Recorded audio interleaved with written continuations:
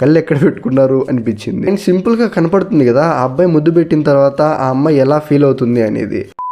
Committee కుర్రాళ్ళు భయ్యా మంచి సినిమా. నేను థియేటర్స్లో మిస్ అయ్యాను కానీ ఓటీటీలో వచ్చింది మొన్న ఈటీవీ విన్లో చూశాను, బాగా నచ్చింది. మీరు కూడా ఇంతవరకు కమిటీ కుర్రాళ్ళు చూడకపోతే ఖచ్చితంగా చూడండి, మంచి సినిమా.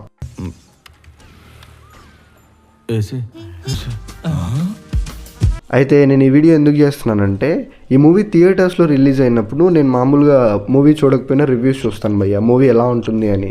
సో రివ్యూస్ చూస్తున్నప్పుడు పూలచొక్క బ్రో ఒక వీడియో పెట్టాడు. ఆ రివ్యూలో ఆయన ఒక మాట అన్నారు, అదేంటంటే ఒక అబ్బాయి ఒక అమ్మాయిని ఈ సినిమాలో అన్వాంటెడ్లీ కిస్ చేస్తూ ఉంటాడు, ఆ అమ్మాయికి ఇష్టం లేకపోయినా అని చెప్తాడు భయ్య.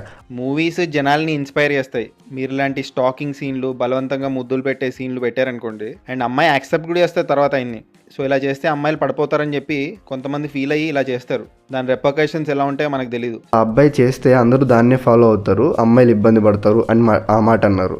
సో నేను మూవీ చూసిన తర్వాత నాకు అనిపించింది ఆయన ఆ మాట ఎందుకన్నారా అని. ఈ టాపిక్ మీద పూలచొక్క గురించి ఈ సినిమా ప్రొడ్యూసర్ అయిన నిహారిక గారు కూడా మాట్లాడారు భయ్య. ఆవిడ ఏం చెప్పారంటే ఆ అమ్మాయికి ఇష్టమైతేనే కదా అబ్బాయి అలా ముద్దు పెట్టినా కూడా గమనం ఉంటారు అని చెప్పారు. నేను మూవీ చూస్తున్నప్పుడు ఆ సీన్ చూసినప్పుడు నాకు పూలచొక్క చెప్పిన ఆ మాటే గుర్తొచ్చింది. నేను అనుకున్నా ఎందుకు అనిపించింది ఇలా అని చెప్పి. నేను సింపుల్గా కనపడుతుంది కదా ఆ అబ్బాయి ముద్దు పెట్టిన తర్వాత ఆ అమ్మాయి ఎలా ఫీల్ అవుతుంది అనేది. సో ఆ సీన్స్ చూసిన తర్వాత నాకేమనిపించిందంటే వాళ్ళు చిన్నప్పటి నుంచి ఫ్రెండ్స్. ఆ అమ్మాయి ఆ అబ్బాయి అంగడి దగ్గర ఒక సీన్ కూడా ఉంటుంది, వాళ్ళిద్దరూ ఆ లవ్ చూపించడం అనేది.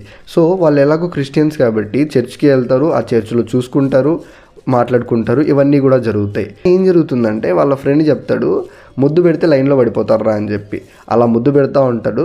నాకు ఆ సీన్లో వాళ్ళు అలా ముద్దు పెడితే పడిపోతుంది అనుకునే ఇన్నోసెన్స్ కనిపించింది తప్ప అలా ముద్దు పెడితే ఆ అమ్మాయి చిరాగ్గా ఫీల్ అవ్వడమో లేకపోతే ముద్దు పెడితే పడిపోతుంది అని అందరు అబ్బాయిలు అదే ఫాలో అవుతారు అనిపించడమో జరగలేదు భయ్య. అండ్ సింపుల్గా కనపడుతుంది కదా ఆ అబ్బాయి ముద్దు పెట్టిన తర్వాత ఆ అమ్మాయి ఎలా ఫీల్ అవుతుంది అనేది. ఒకవేళ చిరాగ్గా కానీ లేకపోతే అన్కంఫర్టబుల్గా కానీ ఫీల్ అయితే అక్కడ రియాక్షన్స్ తెలిసిపోతూ ఉంటాయి కదా. సినిమాలో వాళ్ళు బాగానే చూపించారు, అలా అన్కంఫర్టబుల్గా అలా ఏం లేదు, నార్మల్గానే ఉంది. సో మీకెందుకు అలా అనిపించింది? ఇవి పోతే సినిమా మాత్రం మంచి సినిమా భయ్య, ఖచ్చితంగా చూడండి. నాస్టాల్జియా ఫ్యాక్టర్ మాత్రం బాగా కనెక్ట్ అవుతుంది.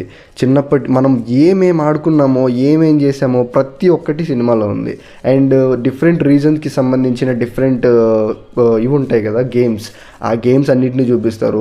మనం చిన్నప్పుడు ఏమేం పాటలు పడినామో అన్నీ చూపిస్తారు భయ్య. సో మనం ఖచ్చితంగా కనెక్ట్ అవుతాం. ఈ నాస్టాల్జియా ఫ్యాక్టర్ కూడా అదే పనిగా సినిమా మొత్తం చూపిస్తే మనకు బోర్ కొడుతుంది. సో వాళ్ళు అలా చేయలేదు, అక్కడక్కడ మాత్రమే వస్తాయి ఈ బిట్స్ అనేవి.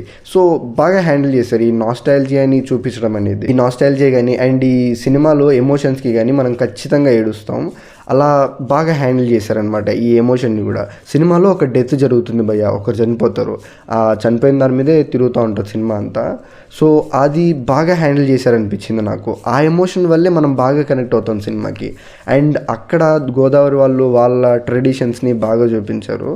So try to watch this. That's it guys. మీరు ఈ సినిమా చూస్తుంటే మీ రివ్యూ కూడా కామెంట్ చేయండి.